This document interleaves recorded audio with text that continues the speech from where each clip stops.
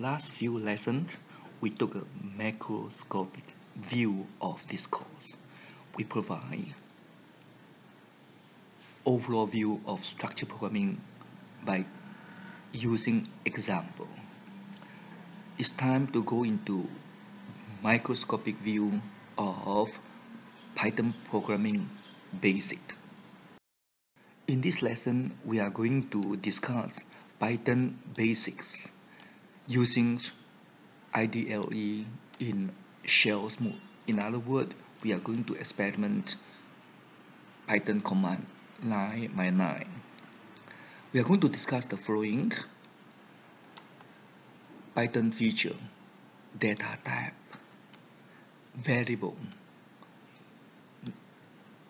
identifier or names, keywords, blocks in block structure programming, commands to enhance the overall readability, understandability of your program, console input and console output, formatting a string, data type. In general, a data type is a property of data which tells the compiler or interpreter how the programmer intends to use the data. With the knowledge of data type, the system will be able to prepare the internal representation of the data. In Python, we can identify the type of the value or data by using type function. Pause this video and enter the following expression 9x9 into IDLE and observe the output. I give you 5 minutes to do so. Okay, you should have something similar to this screen. Here type of 2 is integer, meaning it is a whole number, positive or negative. 2.1 is of type float, represent mathematical real numbers. Floating point representation internally inside the computer is very complicated and is out of the scope for this course. A string can be represented by putting the data in single quote. Internally, a string is represented as an array of characters.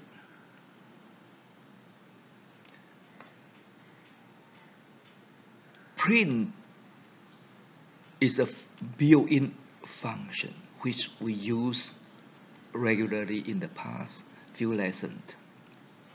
However, you put print in single quote, the type becomes string. String can be encoded also in double quote. The advantage of using two ways to quote a string is, for example, here we can enclose single quote in a string and quote it using double quote.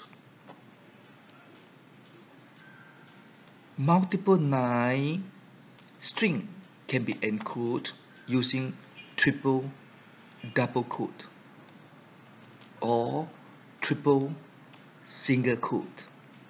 They all of same type string. The keyword true also represent a data value and its data type is bool.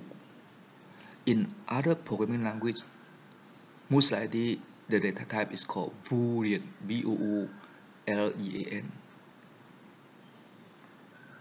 The class or type of Boolean contain only two data values, true and false. Type function also can be used to investigate the return type of an operator. For example, single slash represent real number division. So 1 divided by 2 return a floating point number. Double slash represent integer division. So it returned a value of type int. Python also understands complex number. For example, 1 plus 2j is of type complex, where 1 is the real part of the number and 2 is the imaginary part of the complex number. And then j represents the imaginary number, which is square root of -1. We can actually use type to investigate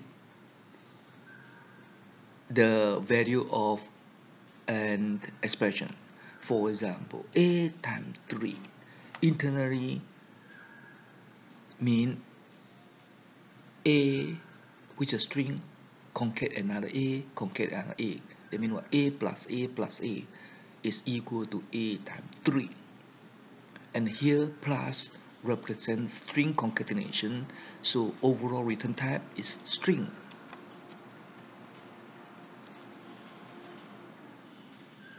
We can also group many data into a data structure. For example, we can put 1, 2, 3 inside a list by enclose it by using square bracket and separate the element by using comma. Similarly, we can enclose a list of elements by using round parentheses, and we have a data type of type tuple. We can enclose element using curly bracket, and we got a data type set. In particular, if the element of the data type is a pair,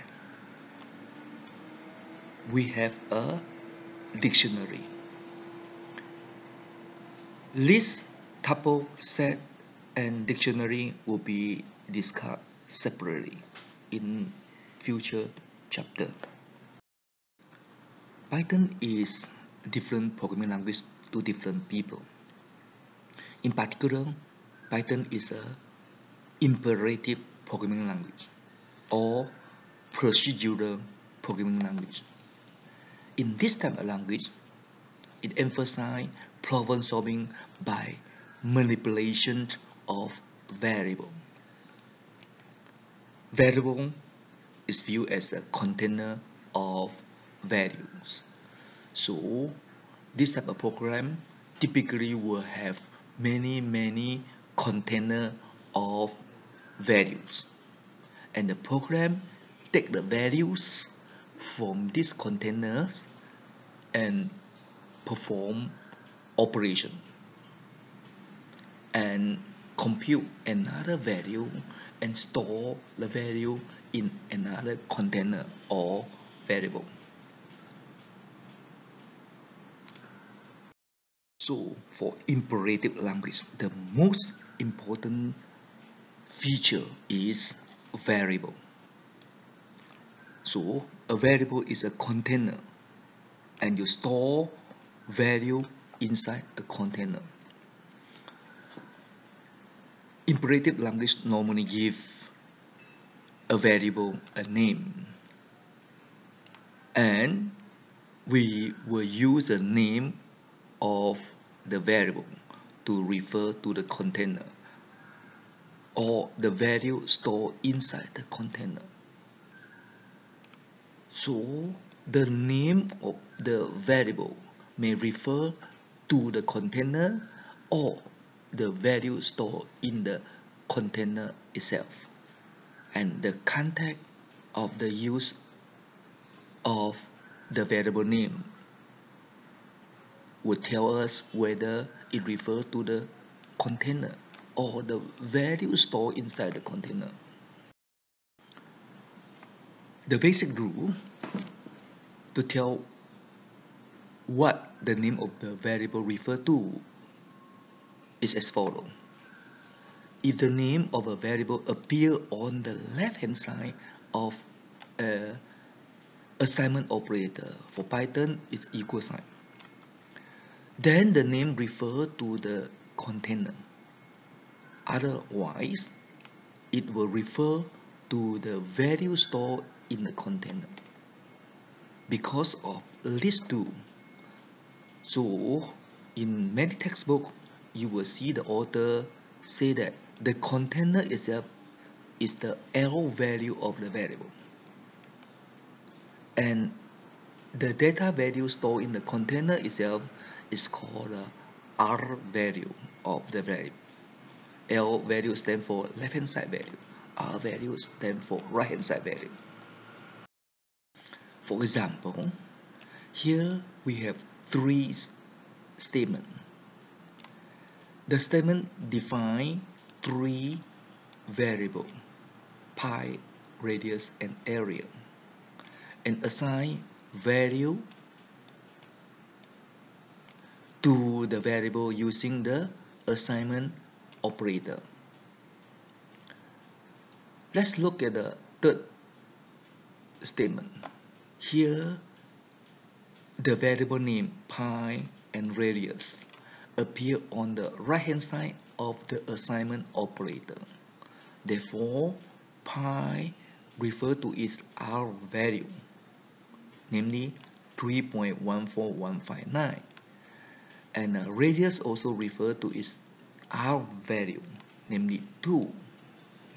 But area appears on the left-hand side of the assignment operator. So area refers to the container itself or its L value. So the system will compute or evaluate the expressions pi times radius and store the result into the container which has name area. In a program, we may make use of many program elements such as variables, constants, parameter of a function, exception, sort of errors, functions, classes, modules, sort of files, package, sort of folder. We refer to all these program elements by names or identifiers. And we need to look into the Python rule for name or identifiers. Here are the basic rules of Python's identifiers. Python name can contain both letter, ABC, uppercase or lowercase, but not special characters such as semicolon, colon, and so on and so forth. It can contain underscore letter. It can also contain digits 0, 1, 2, 3 to 9. However, Python name must start with a letter or an underscore. For example, here is a valid Python name. You can use underscore, you can use uppercase, lowercase, you can use underscore at the beginning of a Python name. However, 1_student is not a valid name because it starts with digit. Python's keyword cannot be used as user-defined name. For example, if you say if assigned to 2, Python will confuse. Python is also a case-sensitive language.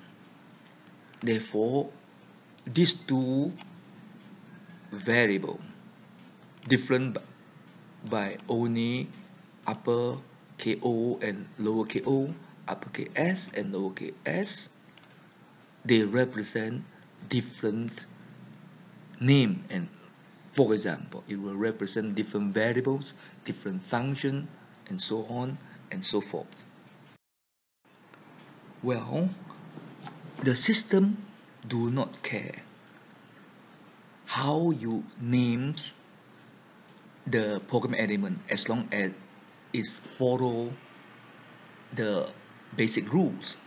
However, good program might also be readable because readability of a program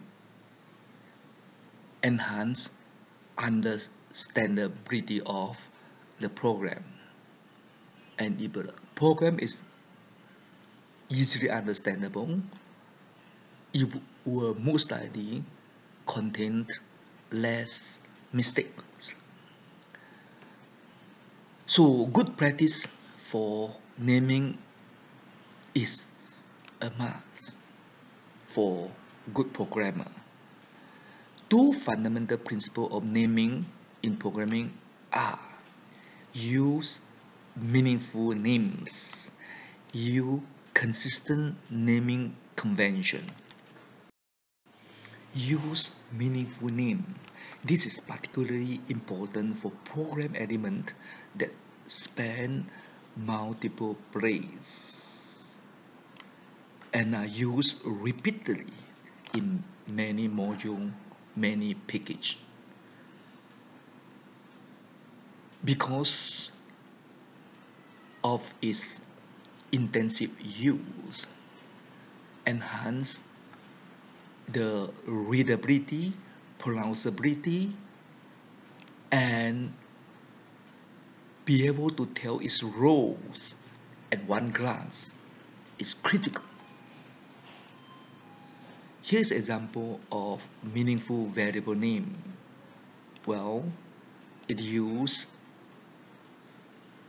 letter and underscore, so it's a valid variable name, and it's readable, it's pronounceable, and it clearly tells its role. This variable is going to store monthly salary of course, employee. Use consistent naming conventions. Consistency enhances clarity of a program and allow the reader to be able to tell whether a name refers to a variable, a function, a class, or a constant.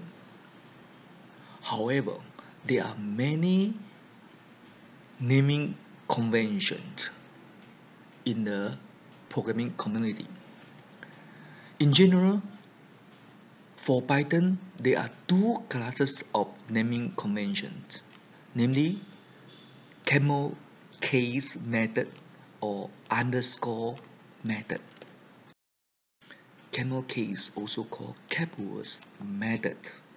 This method write a face or a name in such a way that each middle word begin with a capital letter with no special character in between.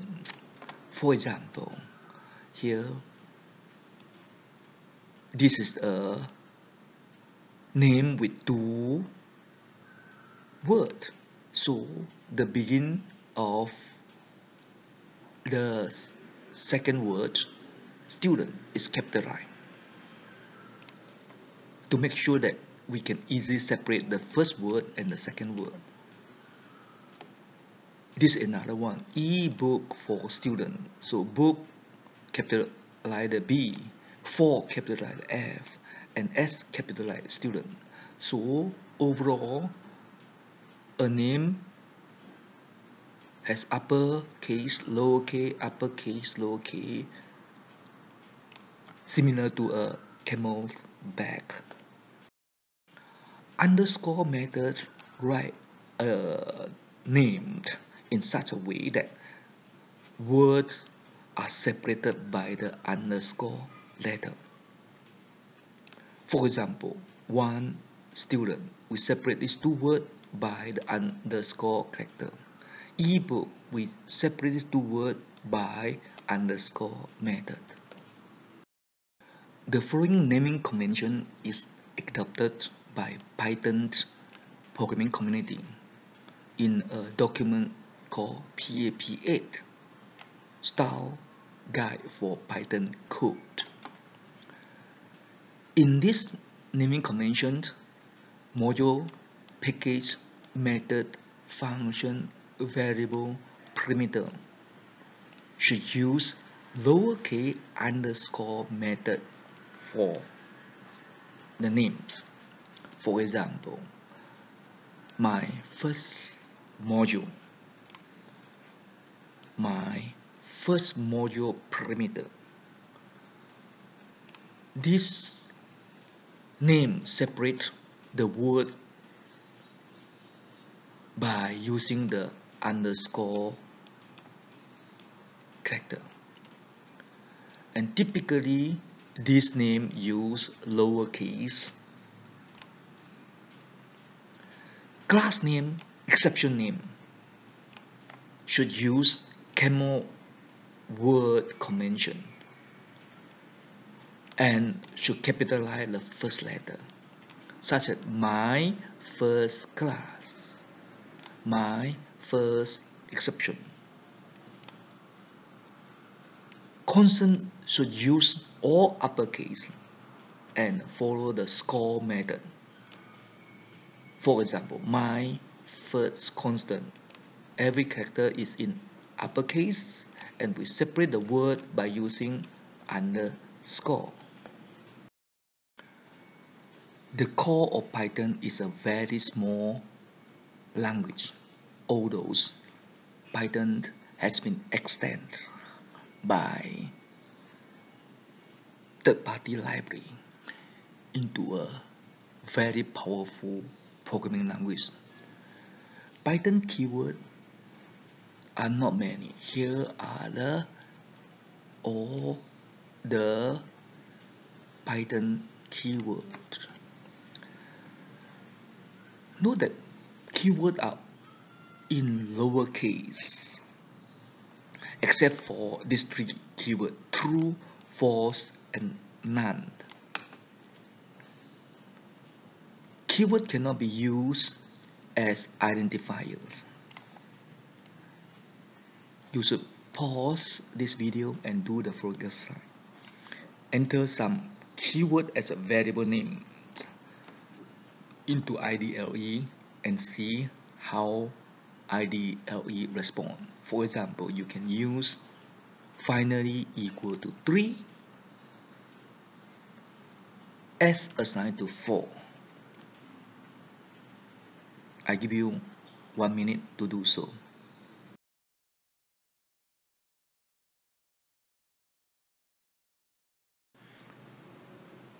Python is a block structure programming language. In a block structure programming language, we group many statements into a compound statement using block. There are many ways to group statement into blocks. For example, C, C++, Java, C# use brace or curly bracket to define a block. So for example, in this program fragment, the body of the function is start from here up to here. The body of the first if statement start from here up to here. The second if statement, the body start from here up to here. Else statement start from here all the way up to here. Some language use keywords to define a block. For example, Pascal use begin and to delimit a block.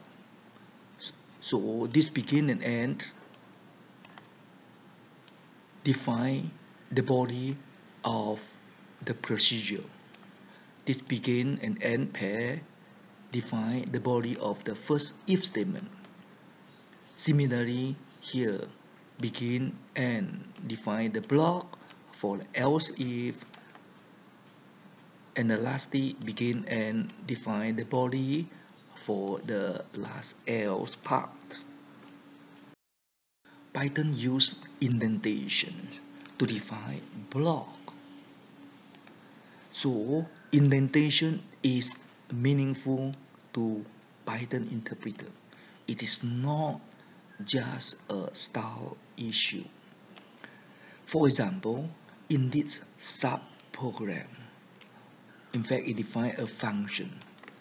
The body of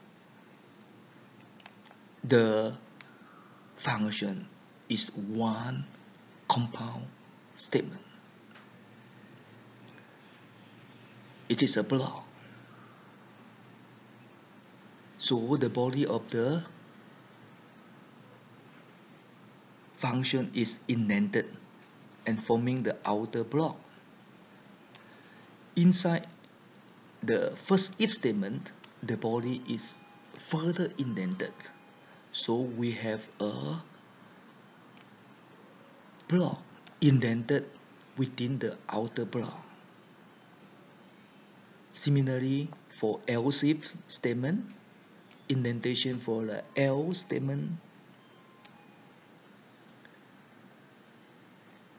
Indentation is crucial to Python. The many beginners face problem with indentations.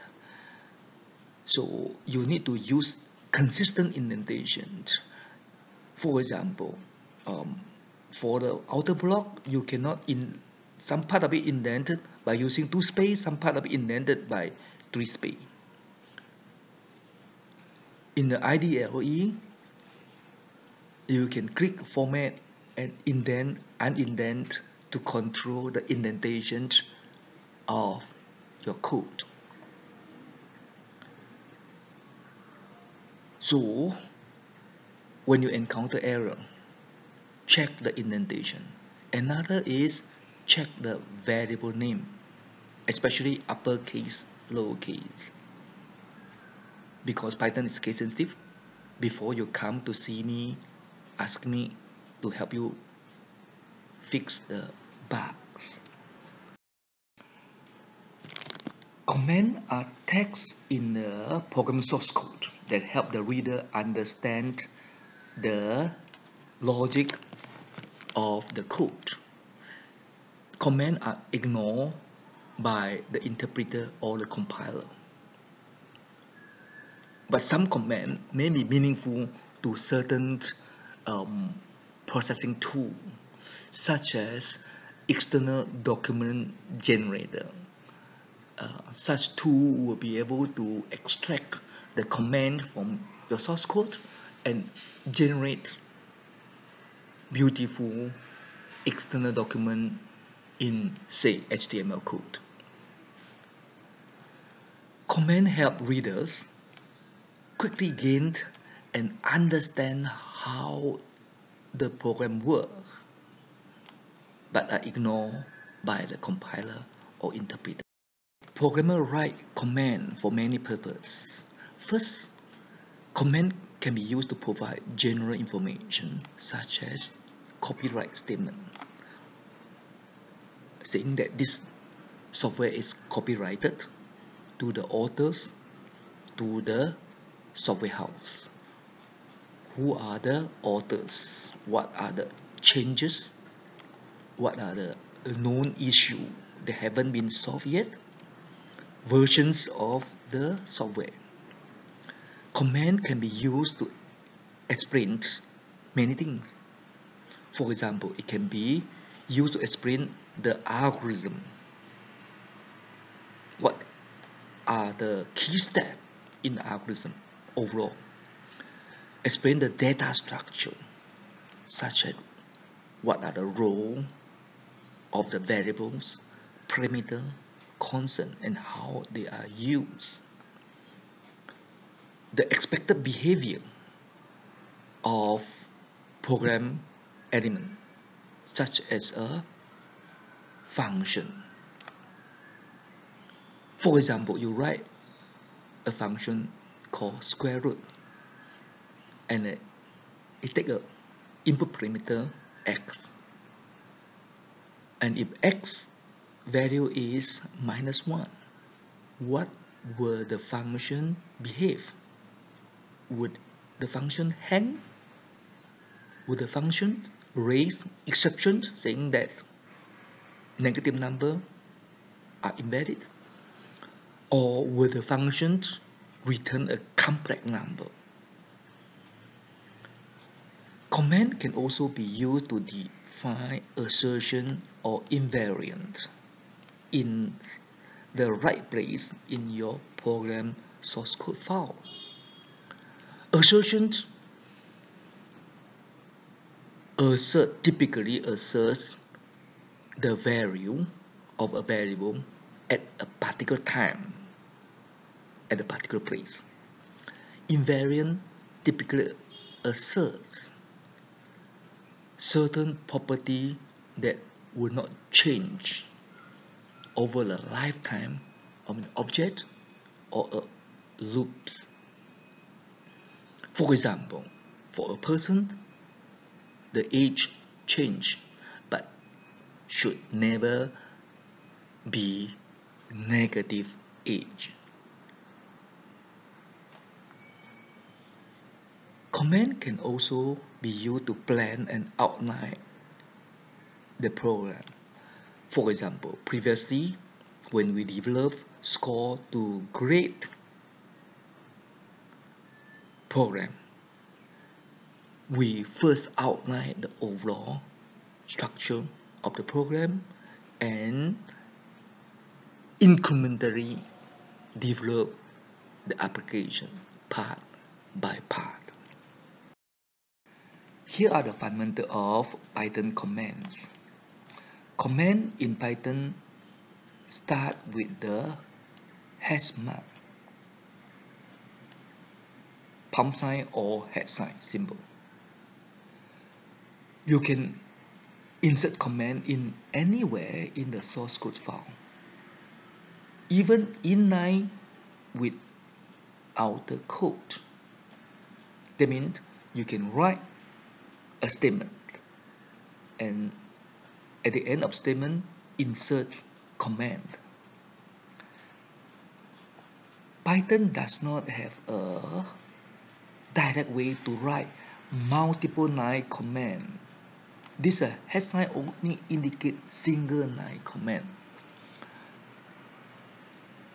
Luckily, we have way to simulate multi-line command using typically multi-line string. Simulation of multiple line commands. So we just write the hash sign many times to simulate a multi-line command.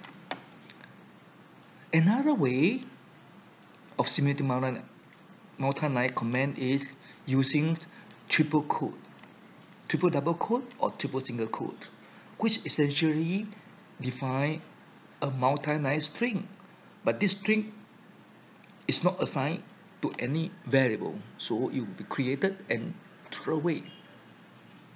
Actually, Python interpreter understand it and it just ignore the creation of this string value. Typical data processing program work in three phases: input, process, and output. If there's no input, the program simply idle, hang, wait for the data. So, input is very important element of data processing. The most basic form of user input is that we type text input at the command line. Python support command line input through the input function. We have experimented with this input function before. The most basic form of output is text output to the console. So console input, console output is the input and output that we are going to cover in this course. Python support text output through the print function, and we have experimented with this print function previously. Let's look into the input functions. When calling the input function, we need to pass it a string argument. The string argument will be displayed at the console. The purpose is to prompt the user as what kind of data is expected. The system waits for the user to enter a line of text from the keyboard. So user enter 1 line of text at a time by hitting the enter key. For example, here input what is your name. What is your name is a prompt. The input function first print the prompt like this and wait for the user to enter a line of text ended with the enter key. So user enter, for example, Theo here and hit the enter key. Theo and enter key will be captured by the input function and convert to a string. And this string is stored inside this variable name. And finally, we can do output. Hello, concate with name, concate with exclamation mark, and print it out. Note that input return a string, not a number. For numerical input, we can use conversion function to convert the text input to number, such as int, such as float. For example, here, input enter an integer will print the prompt enter an integer, capture the user input 10 as a string. So this 10 is a string, enter, and returned by the input function. Then we call the int, which represents a conversion function, to convert the 10, which is a string, to integer number 10 and store into number 1. So in this way, number 1 will be integer value 10. Number 2 will store the integer value 5. And then in this way, we can perform addition. So this addition is actually integer addition, not string concatenation. So the value is 15. If this int conversion are not used, number 1, number 2 will be stored as a string, and this plus will be a string concatenation operator, and the output will be 105. 10 concat with 5. Sometimes we want the user to enter many numbers in one line. In this case, we can use the split function to split the input text into a list of strings separated by some delimiter character, such as space. And then we can use a powerful function, map, which apply a conversion function such as int to every element in a list. And in this way, we will be able to convert a list of string into a list of number. For example, in this program fragment, input will capture the keyboard input. We expect the user to enter many numbers and separate the number by space. So input capture the string that contain many substring of number. Now we can separate the input and split it into substring separated by the separator space. So if we enter 2, 3, 4, this whole string will split into 3 substring, 2, 3, and 4, and store into a list. And we store it in variable x. Note that here, these multiple input are separated by space according to the parameter of the split function. How to convert this list of string into list of integer? Well, we map and apply this integer conversion function to every element in the list. So map is a very powerful mechanism in modern data processing. It can apply a data processing function to a list represent many data, and the result further convert into a list. So list is another conversion function. Convert a map into a list. So if we print the named list, it will be a list of number, no longer list of string. You should pause the video and work on practical 4. You should study the code for text input, number input, multiple number input in single lines. Pay attention to the conversion function such as int, list.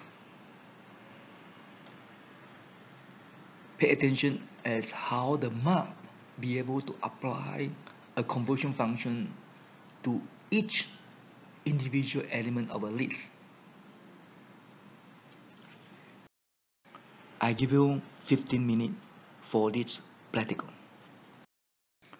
Practical 4 look into console input. Now let's look into the console output, the print function. So basically the print function displays a message to the console, as simple as such. However, there are many parameters to the print function. The input parameter to the function can be many objects. All these objects are converted to string using str conversion function, and the resulting string are combined into a final string before sending to the console. Other than the main input parameter, the objects, there are many keyword parameters to the function. Previously, we have discussed how to pass parameter to a function. Those parameters are positional parameter. We need to put the value in the right position. Keyword parameter can be specified in any order after we specify the positional parameter. However, the keyword parameter requires us to specify the keyword itself and the value for the keyword. For example, print 1, 2, 3 separator equal to exclamation and equal to SI. In this case, 1, 2, 3 are three number objects.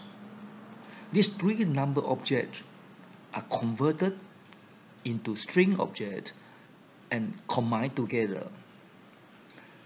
How to combine all these string objects together into one?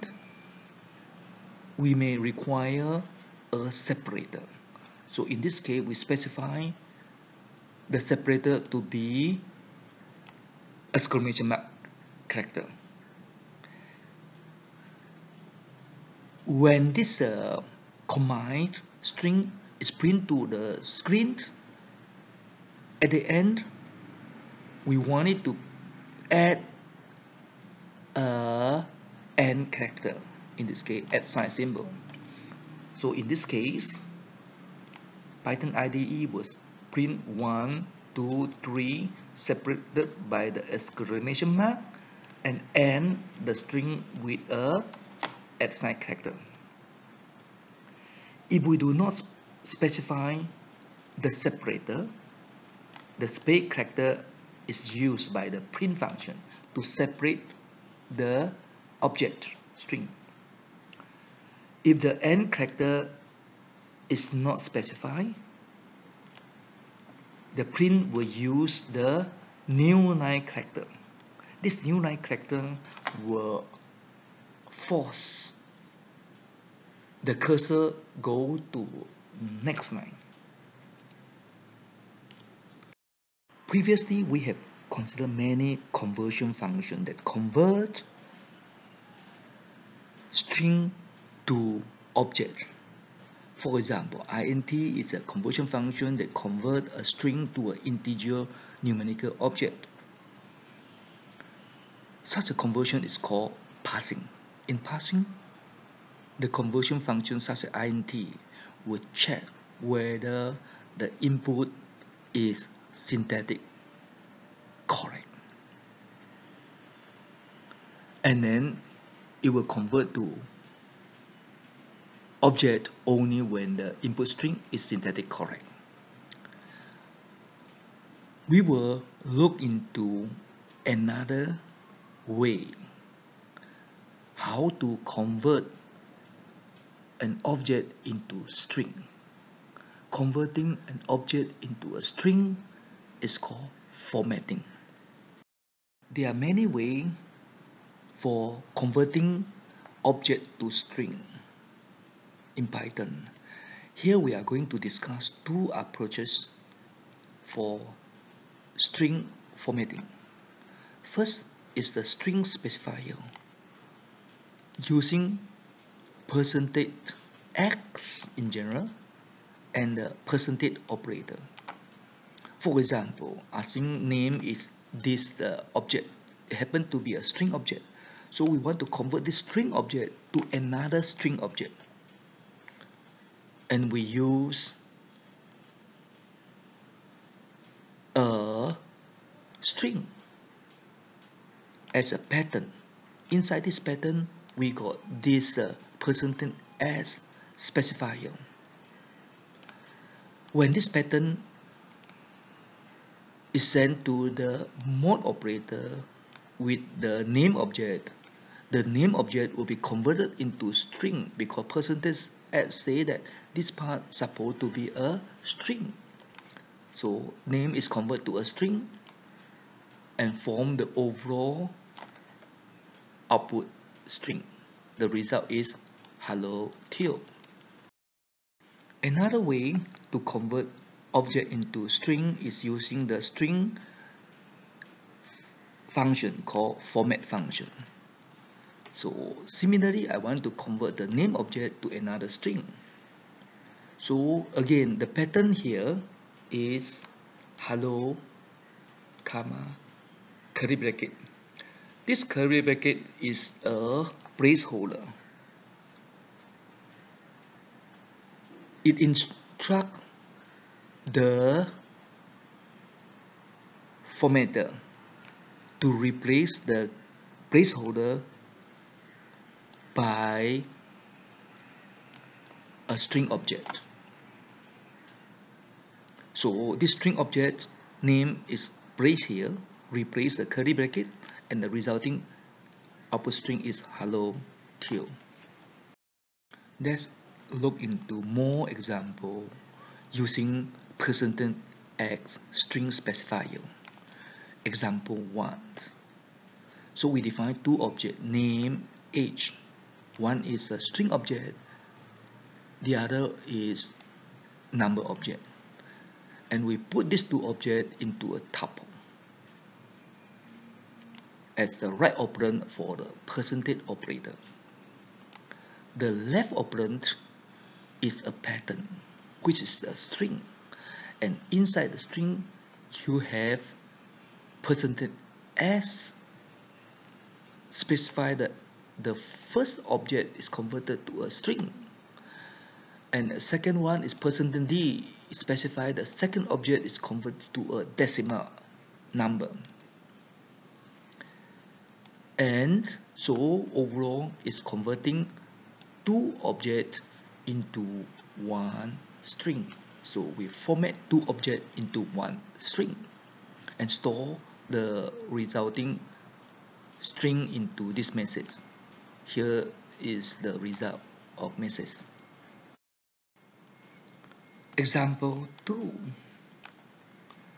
We can put our object into a tuple directly. So here we got three objects: string object, another one string object, a floating point object. This will be placed on the right hand side as a right operand for the formatting operator %. The pattern is defined here.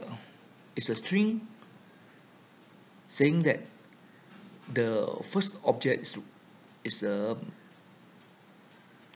string, the second object is a string, the third object is also a string.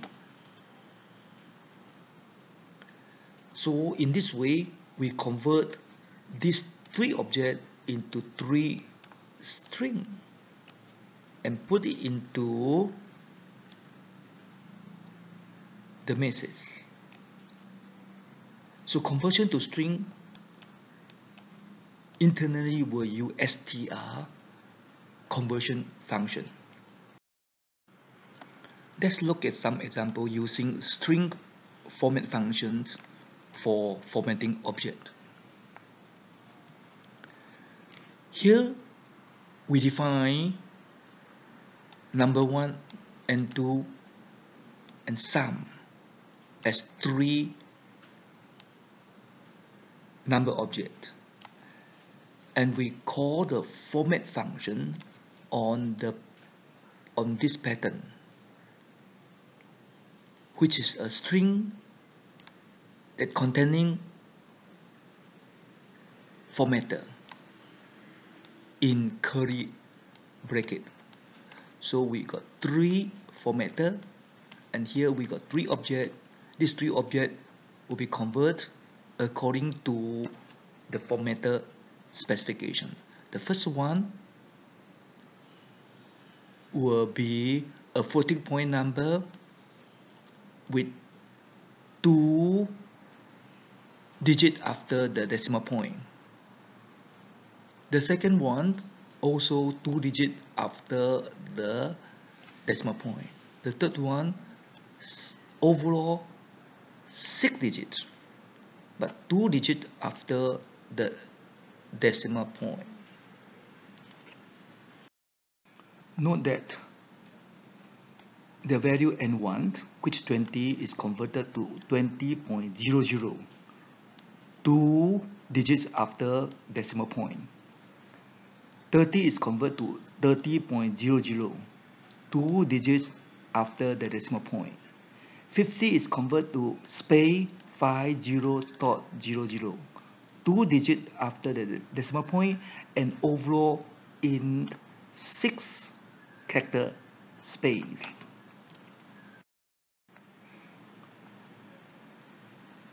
Format allow object to be formatted in any order and many times.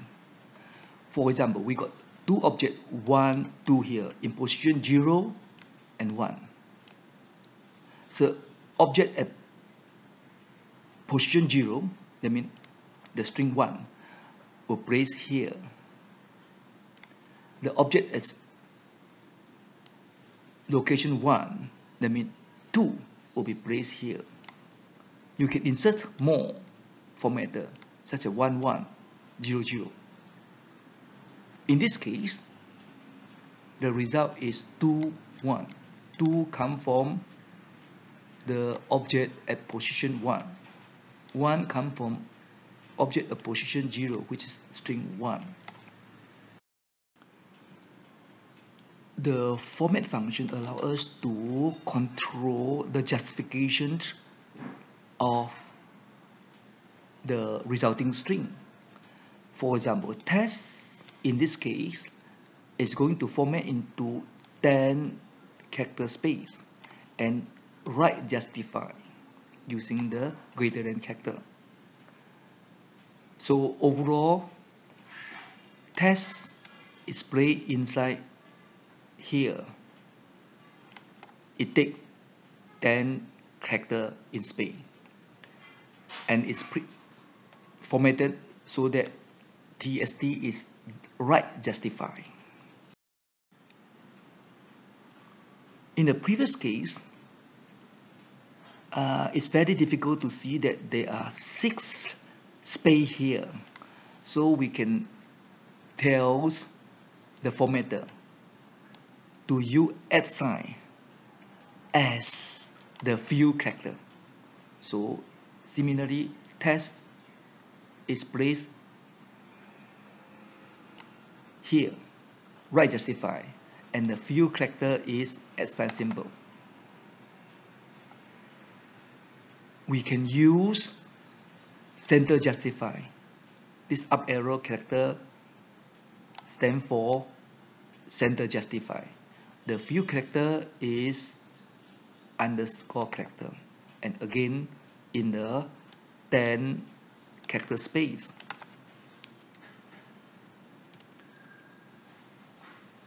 A number 42 will be formatted into a decimal and in a space of 4 and with a leading 0. So 42 is formatted into a string with 4 characters long and leading 0 is here. Before we end today's lesson, work on practical 3.1. So study the code for string formatting using %x string specifier and using string format function.